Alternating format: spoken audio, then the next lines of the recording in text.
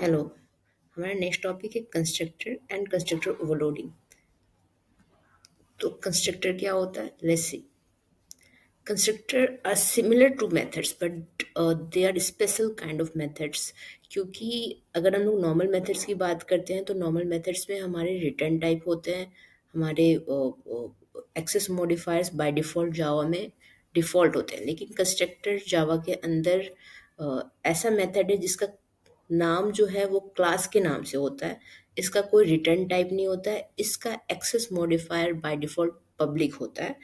और अगर जब हम इनहेरिट करेंगे तो हमारे बाकी मेंबर्स जो क्लास के हैं, हम डेटा मेंबर्स प्लस मेथड्स को इनहेरिट कर सकते हैं, लेकिन कंस्ट्रक्टर को हम इनहेरिट नहीं कर सकते।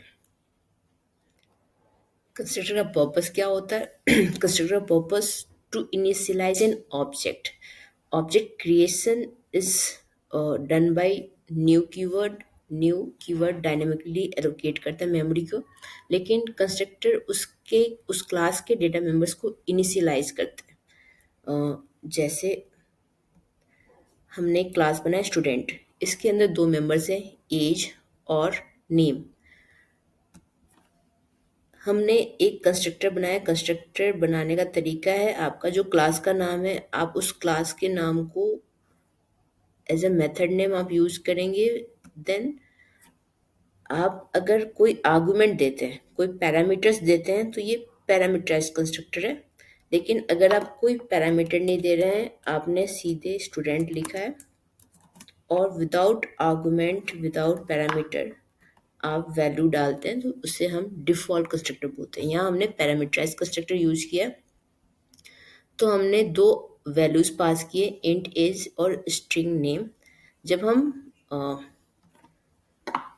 ऑब्जेक्ट क्रिएट करते हैं, उसका सिंटेक्स क्या होता है? We write the class name and a reference variable. Reference variable is a variable that hold an address. It does not hold a data. तो हमने यहाँ reference variable create किया है। और new keyword is use for dynamically allocation of memory. और फिर हम constructor को इन्वोक करेंगे। सिंस हमारे पास पैरामीटराइज कंस्ट्रक्टर है, पैरामीटर्स है, तो हमें यहाँ कुछ वैल्यू पास करना पड़ेगा।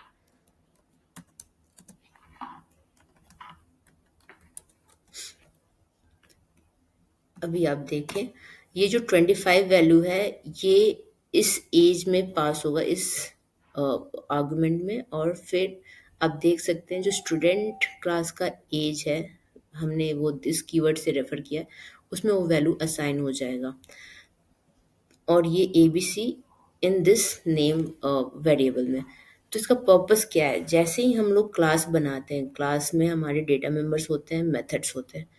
तो अगर हमने यहाँ कोई वैल्यू बाय डिफ़ॉल्ट नहीं दिया है, जब हम ऑब्जेक्ट बनाएंगे तो एज और नेम दोनों के लिए एक मेमोरी असाइन होगी।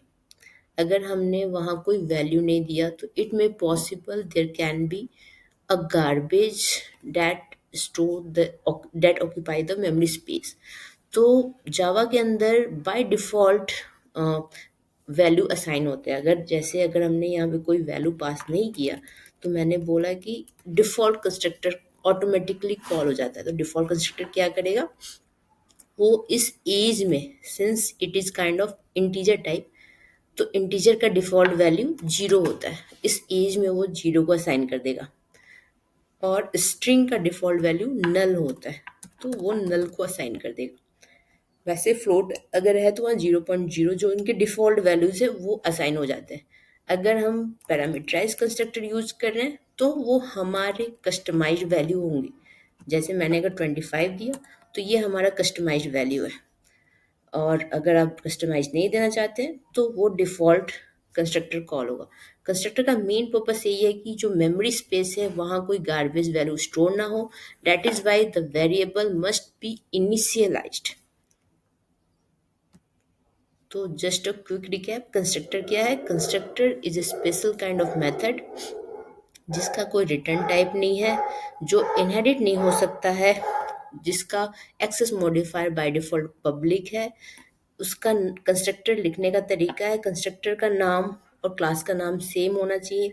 कंस्ट्रक्टर दो तरह के होते हैं, डिफॉल्ट और parameterised. Copy constructor is not a part of Java. Copy constructor also comes into parameterised constructor. जैसे अगर हमने बोला कि एक कंस्ट्रक्टर ऐसा है जिसका पैरामीटर एक रेफरेंस वेरिएबल है, तो इसे कॉपी कंस्ट्रक्टर बोलते हैं। लेकिन जावा में कॉपी कंस्ट्रक्टर कोई ऐसा अलग सा टर्म नहीं है, कॉपी कंस्ट्रक्टर को पैरामीटराइज कंस्ट्रक्टर के अंदर ही रखते हैं। तो जावा में बेसिकली दो टाइप के कंस्ट्रक्टर है, डिफॉल्ट एंड पैरामीटराइज्ड। और purpose of constructor is to initialize the class object। फिर हमारा एक और टॉपिक है कंस्ट्रक्टर ओवरलोडिंग क्या होता है। तो सिमिलर टू मेथड ओवरलोडिंग, जैसे हमने देखा था कि जब हम लोग same name but different signature, तो अगर आप यहाँ देख सकते हैं हमने एक कंस्ट्रक्टर बनाया जो कि डिफॉल्ट है without any argument, but another is with argument, जहाँ पे हमने एज और स्ट्रिंग लिया है।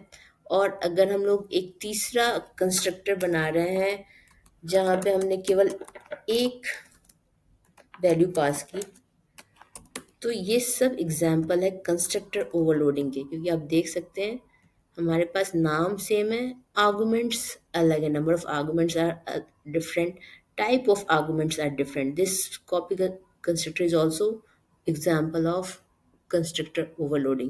So constructor overloading is similar to method overloading, where the class is having same name methods but different arguments.